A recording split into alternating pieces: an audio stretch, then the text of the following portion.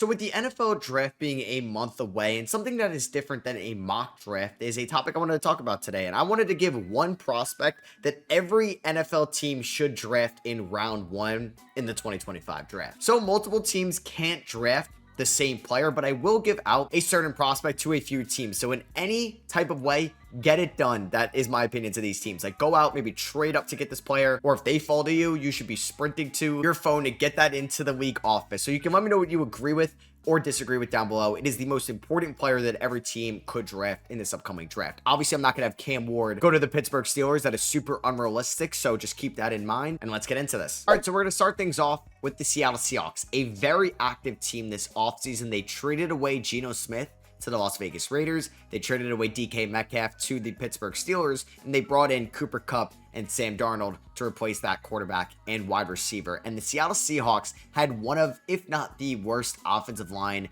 in the league last year, and it was mainly on the interior as they allowed a 39.4 pressure rate. They were dead last in the NFL, and an 8.3% sack rate, which put them at 24th. And the player I think they have to draft where they are at 18 is Kelvin Banks from Texas, because there's a high chance that Armand Membu and Will Campbell are off the board. So you got to go out and get the next best offensive lineman, even if you have to trade up a couple spots, because they didn't really add too much offensive line this offseason. They signed offensive tackle Josh Jones, and you're already fine at one of your tackle spots with Charles Cross. And if Abraham Lucas can be healthy next year, he's got your other tackle spot. So you really got to upgrade the interior. And Kelvin Banks, I think, could be a fine offensive tackle in this league, but he can really make a lot of his money on the interior. And that's what Seattle needs to do to protect Sam Darnold, who had a much better offensive line last year in Minnesota. You got two good running backs in Zach Charbonnet and Kenneth Walker. Let's improve this offensive line so Sam Darnold can actually flourish as your franchise quarterback. Next up, we have the San Francisco 49ers, who have the 11th overall pick in this draft. They did have a lot of departures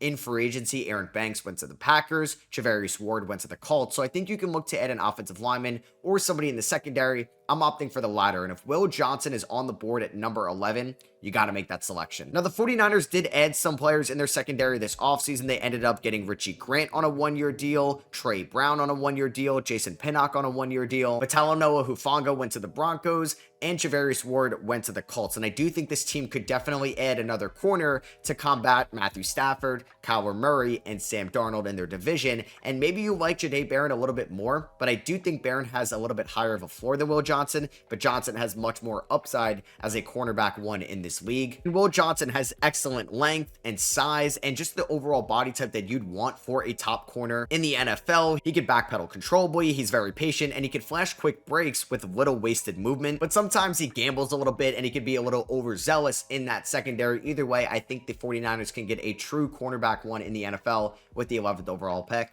and they should do so. For the Arizona Cardinals, maybe they had the worst defensive line in the NFL last year. They went out and they paid big time money for Josh Sweat in free agency to reunite him with his old defensive coordinator, Jonathan Gannon. I think at pick 16, this should be all over a defensive lineman, and Kenneth Grant fits the bill because they added a bunch of guys in this offseason, more so edge rushers, and they signed Dalvin Tomlinson as well to a 2-year deal. Go out and get Kenneth Grant and you can get another good defensive lineman that could be there a lot longer than 2 years. He's got great size for a defensive tackle, and I think could be a great complementary piece right away next to Dalvin Tomlinson, and that can eventually be the best defensive tackle for this team. He's very tough to block one-on-one, and that can provide an upside for Baron Browning and Josh Sweat on the exterior. Sometimes he struggles to stay in the gap against outside zone runs, but I think he's somebody that the Arizona Cardinals should target with their first round pick, just somebody on that defensive line. And for the LA Rams, I think they should target offensive line later there in the first round and continue to protect Matthew Stafford with the 26th overall pick. I like Josh Connerly the most out of Oregon for this team because you want to continue to protect Matthew Stafford. They brought in Coleman Shelton to be their starting center. They re-signed Alaric Jackson. They traded away Jonah Jackson to the Chicago Bears. And I think getting Connerly on the exterior that can learn from veteran Rob Havenstein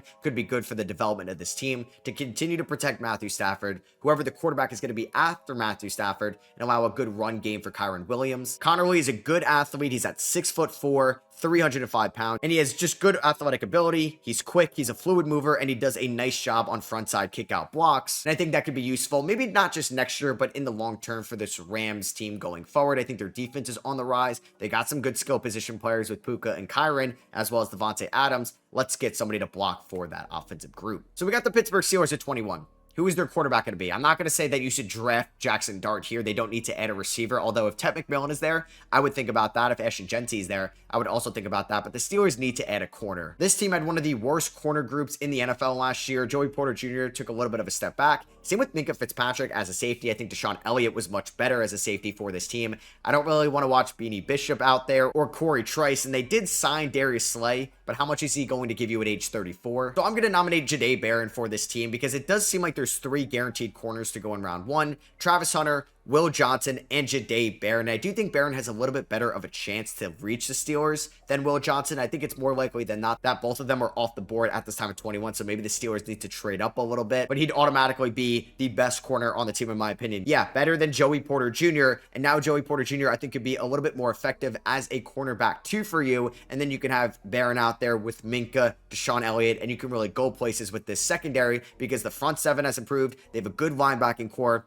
Obviously, they need to figure out what's happening at quarterback and running back, but I think you can get somebody with CB1 upside there at pick 21. And like I said, I just think it's a little bit more likely that Jahdae Barron could fall than Will Johnson. You can let me know if you disagree, though. I know they signed DeAndre Hopkins and Tylan Wallace, but I want the Ravens to draft a receiver at pick 27 in this NFL draft. Yeah, Rashad Bateman is a fine slot receiver for you, but I think we can get a long-term upgrade, as I don't know if you're going to pay Bateman when he's eventually going to be a free agent. And I think there's a better chance that Luther Burden is there at 27 than either Ted McMillan or Matthew Golden or Mecca Ibuka. So I do think you can get a first-round caliber receiver that is very good in the slot. He's a dynamic playmaker who I think excels when it gets chaotic out there. And when Lamar Jackson is scrambling, that's exactly the type of receiver you need in this Baltimore Ravens offense under Todd Monken. And he's got incredible acceleration, and that could really correlate with big-time play results. And I think would just be a perfect receiver in Baltimore. And now that I'm talking about it as a Steelers fan, maybe I don't want to see that. Next up for the Cincinnati Bengals, who just paid big time money to their receivers, T. Higgins and Jamar Chase. We know they're paying Joe Burrow a ton of money. They may look to just bring back and re-sign Trey Hendrickson. So I'm going to have them target somebody in the secondary because we got to go defense. And that is going to be one of the best safeties out there, in my opinion, the best safety in this draft.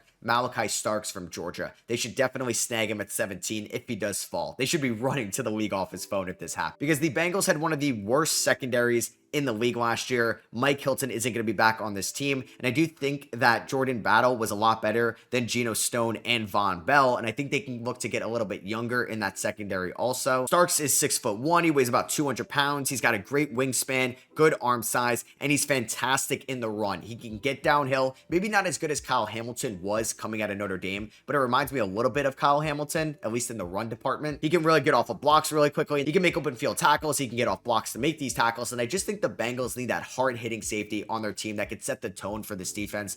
That was abysmal to watch at times last year. He was a 5-star recruit in the 2022 class. He was an All-American in 2023 and first-team All-SEC that year. I think he had a little bit of a down year in Georgia, but that may just drop him in the draft a little bit, and he needs to be a Bengal if the Bengals want to be serious in 2025. For the Cleveland Browns, it's obvious here. They should try to get the best quarterback in this draft, Cam Ward. Deshaun Watson is making all this money and may not even play next year. There's been rumblings that they want to bring in Russell Wilson or Carson Wentz for this team. No, try to get Cam Ward.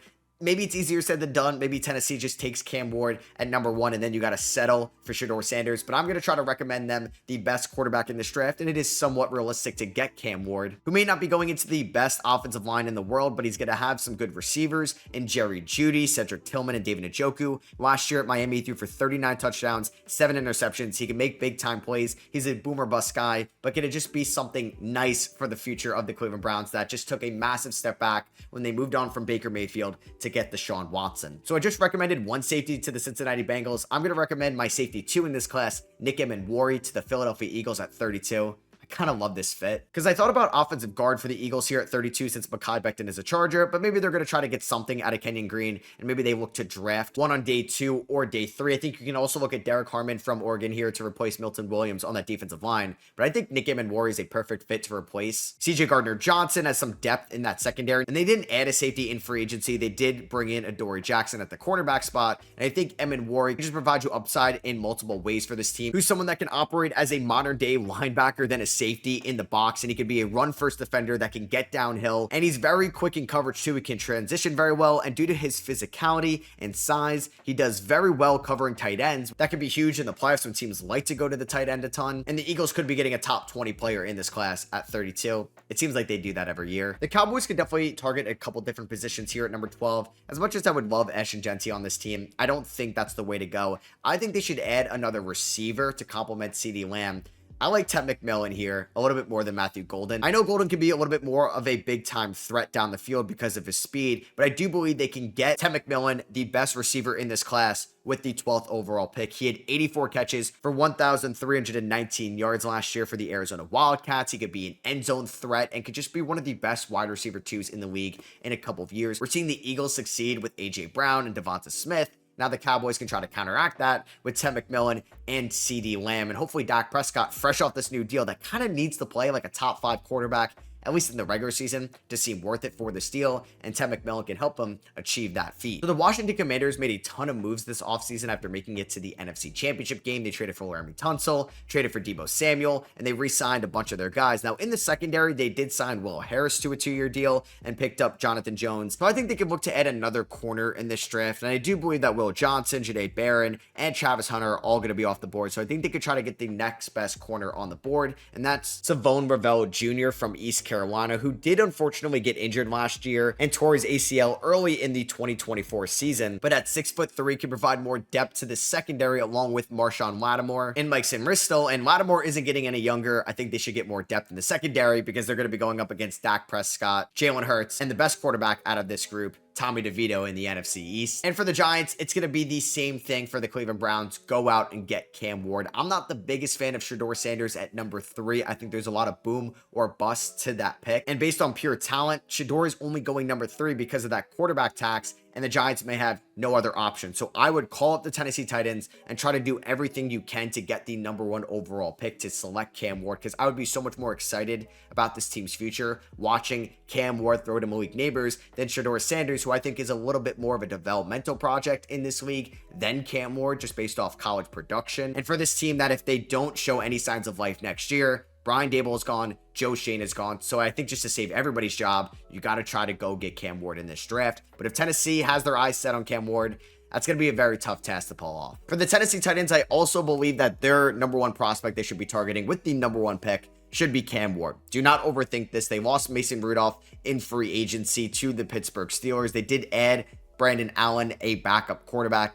Just take Cam Ward number 1 overall. In my opinion, Cam Ward is the best quarterback in this draft over Shedeur Sanders, and just take him at number 1. Let him develop with a much improved offensive line, or at least they're investing into the offensive line going forward. He's going to have Tajay Spears and Tony Pollard in the backfield. The receiving core could definitely be a little bit better, but I do think Brian Callahan can do well with Cam Ward as his quarterback going forward. I wonder if that means Will Levis could get traded before the season starts. Next up, we have the Houston Texans. Now, they traded away Laramie Tunsil this offseason. They did acquire Christian Kirk from the Jacksonville Jaguars, and Stephon Diggs is not going to be on this team next year. Tank Dell is going to be hurt, and they still have CJ Stroud under his rookie deal. But this offensive line was so bad last year, and they did sign Cam Robinson to be the Laramie Tunsil replacement. I think they should target somebody from Ohio State on that offensive line, and that is going to be Josh Simmons, who suffered a season-ending knee injury back in October against Oregon, but it looks like he's going to be healthy for the 2025 NFL season. And I do think if Josh Simmons was healthy for the combine and throughout the last couple of months, and we got to see him play in the college football playoff for the national champions in the Ohio State Buckeyes, Simmons would probably be ranked higher above Kelvin Banks in the offensive line rankings in this draft. And I do think the Texans could get one of the best offensive linemen in this draft at pick 25. Next up at number 14, we do have the Indianapolis Colts, and I think they should target a tight end here at 14. I do believe it's a little unrealistic to get Tyler Warren.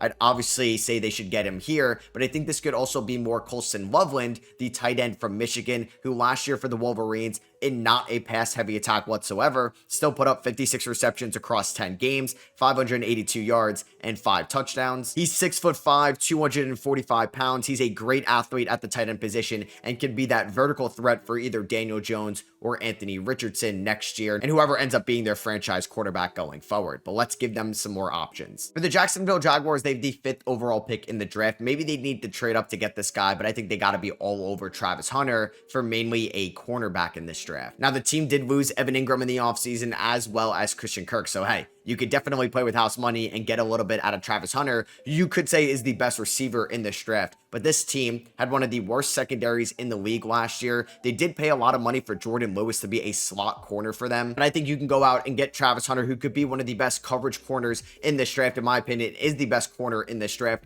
I don't think he makes the pass to New England at number 4, so you may have to trade up to get him. The Chicago Bears, they do have the 10th overall pick. I would probably put it at a 50-50 chance that this player would be there on the board at number 10, and that's Ashton Jeanty from Boise State. Ashton Jeanty put up one of the more productive running back seasons we have seen in quite a while. He had 374 carries this year for 2,601 yards, and yeah, 29 touchdowns on the year. He was really good in 2023 as well, and he should definitely be the first running back off the board, and I think would just be a perfect fit in Ben Johnson's offensive system. We saw how effective he could be with 2 good running backs last year in David Montgomery and Jahmyr Gibbs. Why not have DeAndre Swift and Ashton Jeanty in that backfield? You invested a lot in the offensive line this offseason in Drew Dahlman, Joe Thuney, and Jonah Jackson. So I was originally going to have Will Campbell here, but I kind of want to see Ashton Jeanty in this offense with DJ Moore, Rome Odunze, Caleb Williams, a much more improved offensive line and head coach.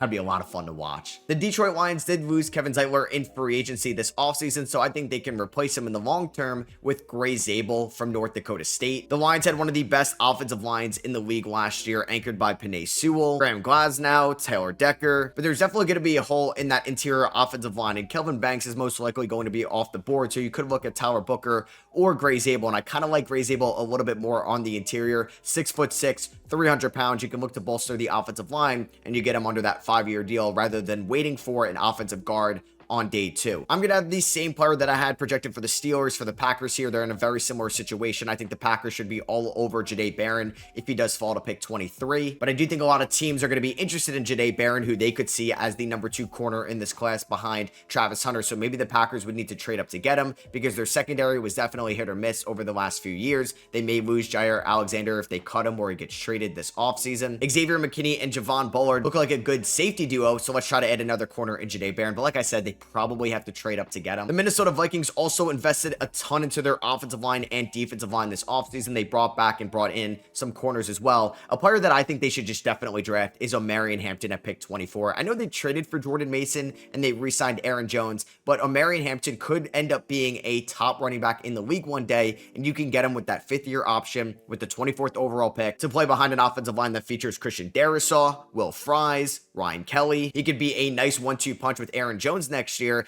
and Omarion Hampton had 1,660 rushing yards last year for 15 touchdowns on the ground. He could also be an effective receiving back as well, and could just be another weapon for JJ McCarthy to optimize his real rookie season with Jefferson over there, Hawkinson, Addison, an improved offensive line, and now more running back depth. The Jets could look at a couple guys in this draft with the number 7th overall pick.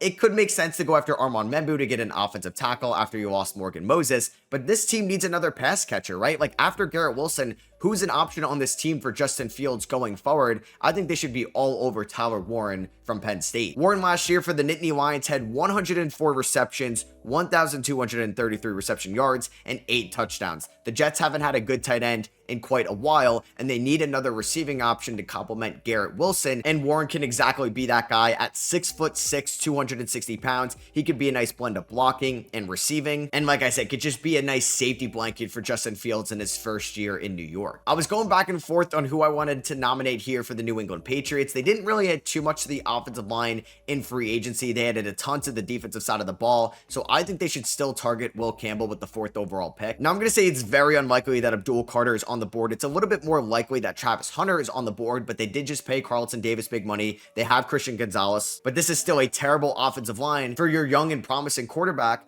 of Drake May. You did add Morgan Moses to a 3-year deal worth $24 million. You signed some guys on the interior, but I think you should go out and get who, in my opinion, is the best offensive lineman in this draft. Will Campbell, 6'6", 320 pounds. He plays with excellent balance. He's got a good weight, good size, good strength. He can navigate combo blocks and double teams very well. The knock on him is about his arm length. Will he need to be an offensive guard one day? And hey, if that's the case, I still think he can be one of the best interior offensive linemen in the NFL. And let's just protect Drake May, because I don't want to see this team have one of the worst offensive line units once again next year, and Drake May is just going to have no time to throw. The Bills did sign Larry Ogunjobi this offseason, but he's going to be serving a 6-game suspension next year, and I'd like for the Bills to just beef up that defensive line even more. And one of my favorite players in this class that could be on the board at number 30 is Derek Harmon from Oregon. Derek Harmon played 3 years at Michigan State and then transferred to become a Duck last year, where he had 45 total tackles, 11 tackles for loss, 5 sacks, 4 pass deflections, and was just a monster on the interior defensive line. And Buffalo can deploy him out there with Ed Oliver and Gregory Rousseau, who just got paid a ton of money, and their new free agent acquisition, Joey Bosa. And this could be an elite defensive unit with some good linebackers behind them in the AFC, because there's a lot of good quarterbacks in the AFC. We want to rush the passer. For the Dolphins here, it's a no-brainer. It's Malachi Starks with the 13th overall pick. I do like Starks more than Emenwari, but if Starks is off the board, I'd also target Emenwari here at number 13. They lost Javon Holland to the Giants in free agency, and they had a good secondary last year with Jalen Ramsey, Kendall Fuller, and Jordan Poyer all in the mix. And they did sign some safeties in free agency like Ashton Davis and Elijah Campbell, but Malachi Starks is definitely a better option than those two, and I do think there's a good chance that Starks is on the board at 13, and you can get a borderline top 10 player in the class with that pick. Next up, we have the New Orleans Saints, a team that is kind of at a crossroads with their future, and they did lose some guys in the secondary in the offseason, and last year they traded Marshawn Lattimore to the Commanders. They lost Paulson Adebo to the New York Giants, and they did add Justin Reed in free agency, but I think they can add to that secondary for a player that I'm very confident is going to be on the board at pick number 9, and that is Will Johnson, the Michigan Wolverine. And I do like Will Johnson a little bit more than Jahdae Barron in this class, so I think just getting the value there at number 9 would be great for this team going forward. And I think Will Johnson is also a little bit more of a developmental project than Jahdae Barron, and the Saints are not going to be competing for a Super Bowl anytime soon, so they can invest into Will Johnson in the long term, and he can develop to being a cornerback 1 in this league in New Orleans, and he could just be a ball hawk corner out there for the Saints. But there's like 9 different guys that I'd recommend that they should take here in the draft. For the Panthers, I want to give Bryce Young another weapon. The offensive line has been improving. They've invested into the defensive side of the ball, and yet they could also add somebody like Jahad Campbell or Jalen Walker with pick number 8, but they missed out on T. Higgins and Chris Godwin and some of the big wide receiver names this offseason. They should definitely target Ted McMillan with the 8th overall pick in this draft and hopefully develop a connection with him, Dave Canales, and Bryce Young for the long term. He had back-to-back 1,300 receiving yard seasons for the Arizona Wildcats. In 2024, he had 84 catches, he had 8 touchdowns, and isn't going to be the fastest receiver in the world, but now you're rounding out good receiver depth for Bryce Young. Like I said, a little bit more of an improved offensive line. Jabba Hubbard was a great running back in 2024. You got Jalen Coker and Xavier Legette, who could be good wide receiver 2s and 3s in this league, but now you can add a big body, 6'5" receiver, 212 pounds, that has an outstanding catch radius and could be a future wide receiver 1 for Bryce Young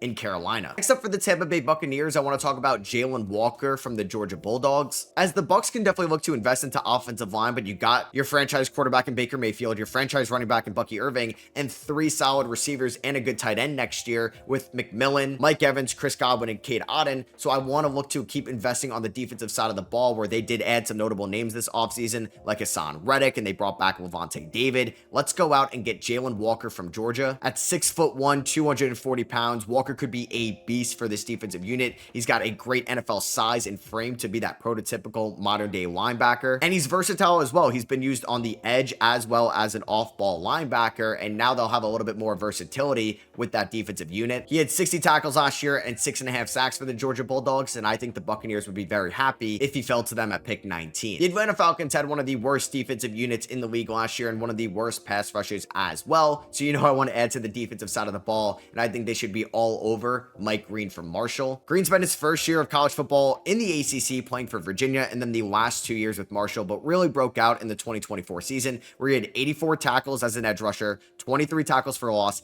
and 17 sacks in the Sun Belt. Like I said, this is one of the worst pass rushing units in the league last year. Green stands in at 6'3", 250 pounds, and he can win with multiple moves on the edge too. He showcased arm over skills, cross chops, sticks, spins, and humps. He takes good angles. He's bendy, kind of like Abdul Carter in this draft, and the Falcons just need to add anybody on the defensive side of the ball. So I'm cool with anybody as long as they play defense. I mentioned him before for the Detroit Lions. I'm going to mention him again for the Kansas City Chiefs, who picked 3 spots after the Lions. Gray Zabel from North Dakota State. As I'm kind of cool with any offensive lineman for the Chiefs here at 31. If you think it should be Josh Connerly, Ariante Ursery, maybe Josh Simmons falls to them, they need to keep protecting Patrick Mahomes. They traded away longtime interior offensive lineman Joe Tooney this offseason. Jawan Taylor hasn't really worked out. They're taking a chance on Jalen Moore. So I think Gray Zabel can give them more long-term stability next to Trey Smith and Creed Humphrey on that interior. And I also think he has a chance to play outside as well if it has to come to that. They didn't land one of the big name receivers this offseason like a T. Higgins or a DK Metcalf. They lost Josh Palmer to the Buffalo Bills.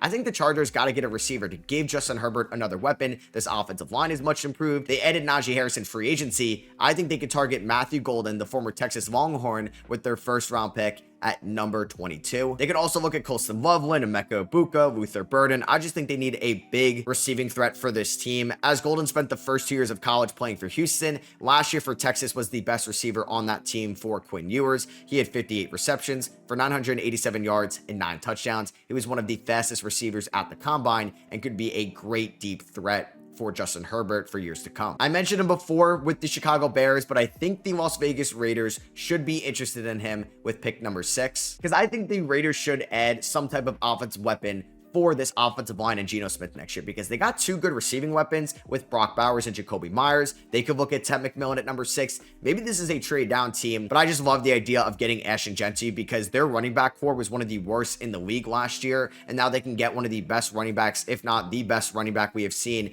in a few years here with the 6th overall pick to play behind a much improved offensive line. Gives Geno a safety blanket behind him. They could set up the play action very well. And this would just be a fun offense under Chip Kelly with Bowers, Jacoby Myers, Geno, an improved O-line, and Ashton Genty. And we're going to finish things off with back-to-back running back nominees. As for the Denver Broncos with the 20th pick, I think they should target Marion Hampton. I mean, if Ashton Genty's on the board, I would be running to the league office to get that name in, but there's a higher chance he's off the board, and they could snag Hampton at 20 because they did pick up Evan Ingram in free agency. They don't need to target Colston Loveland anymore. I think they could look to add a receiver as well, or maybe somebody like Walter Nolan or Derek Harmon or Kenneth Grant, because they have some defensive linemen that are going to be free agents in 2026. But a Marion Hampton could be a great running back for Bo Nix and Sean Payton's offense going forward. I know it didn't really work out long-term with the last UNC running back they took high in Javonte Williams, but a Marion Hampton could just be this great combo back for the Broncos going forward. So that is going to be for me. I hope you guys did enjoy. Let me know if you agree or disagree with the top draft candidate that I handed out to all 32 teams. If you guys did enjoy the video, I would appreciate you dropping a thumbs up.